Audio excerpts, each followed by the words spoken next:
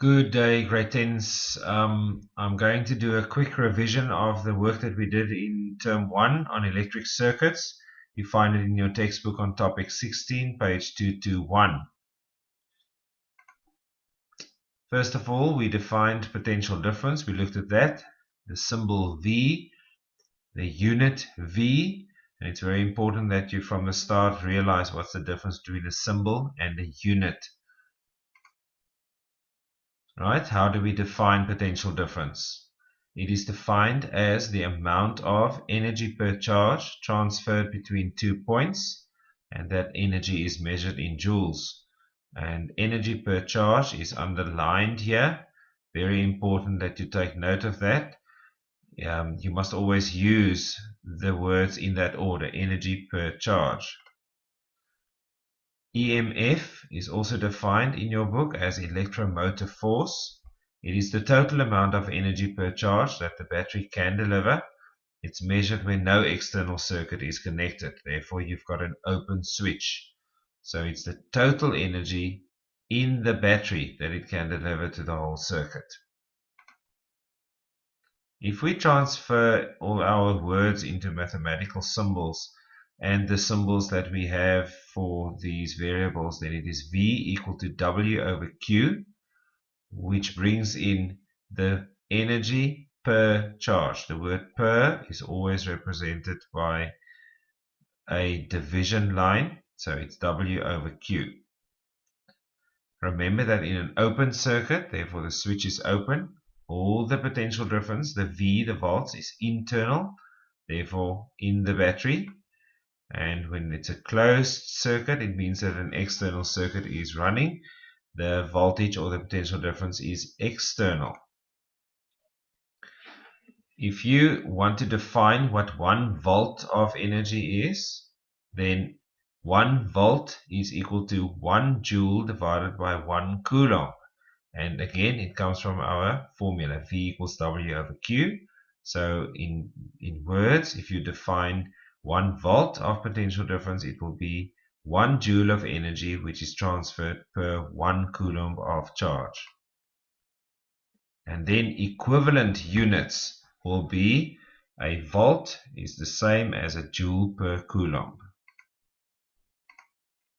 A voltmeter, just to revise that, a voltmeter normally has at least 2 sockets to put in to connect your positive terminal into. So it's a 3 and a 15 and a 300 volt on this. At school level, we will never work with 300 volt. So if you plug it into the 3 volt, you will read on the 3 volt scale. There's the 3 volt scale. The 3 volt is all the way in the second line of my scale. If you plug it into the 15, then you will read on the top scale. Very important that you know how to read scales.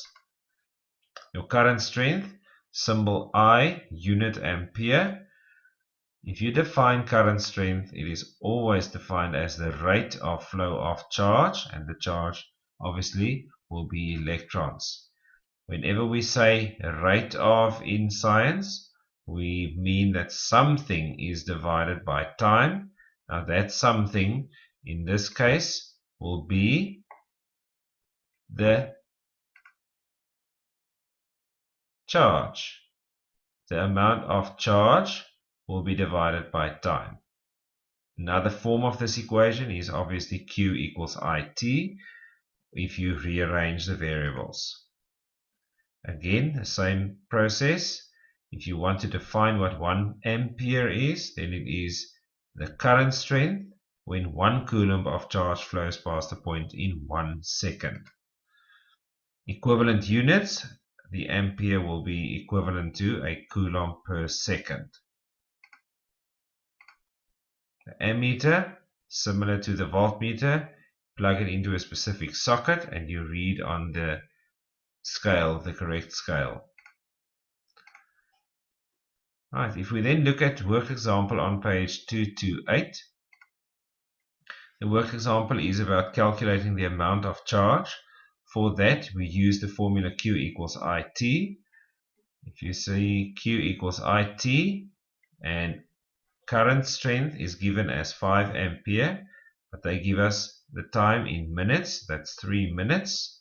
That means we need to multiply by seconds. All calculations in science will always be done with seconds, so it is then 900 coulomb.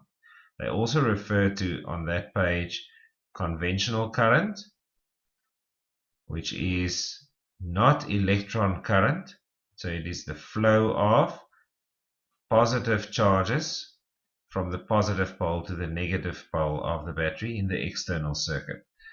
The positive charges are not really protons, it is actually positive cavities. If you look at a theory of conventional current, you just need to know how to define it. How do we define resistance? It is the opposition to the flow of charge or current, and it's measured in ohm. R equals V over I, that is Ohm's law, V equals IR, which will be discussed in grade 11 in more detail. 1 ohm is therefore defined as follows, similar to the previous two, where we use now 1 volt over 1 ampere. So there's the definition. Equivalent units, therefore, for the ohm will be the volt per ampere.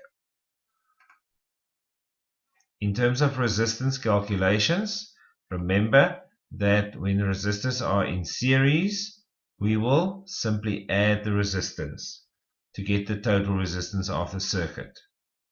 The current is the same everywhere in a series circuit. When it's potential difference in a series circuit, we will always work with voltage dividers. The total potential difference from the battery will be divided up amongst the two resistors in the circuit. Therefore, V1, the total voltage, will be equal to V2 plus V3. And then you can look at page 233 and 234 as exercises. Practical task was covered by Mr. McEwen. Always remember that practical tasks content is also important. The resistors in parallel, remember they are current dividers. The voltage over those resistors are always equal. So V1 will be equal to V2. Then there's also a worked example on page 238 and activity 5 that you must look at. The total resistance is calculated by using the 1 over R parallel formula, and remember the short version formula is to be used when you have two resistors in parallel. You cannot use it for more than two. And that brings us to the end of this chapter.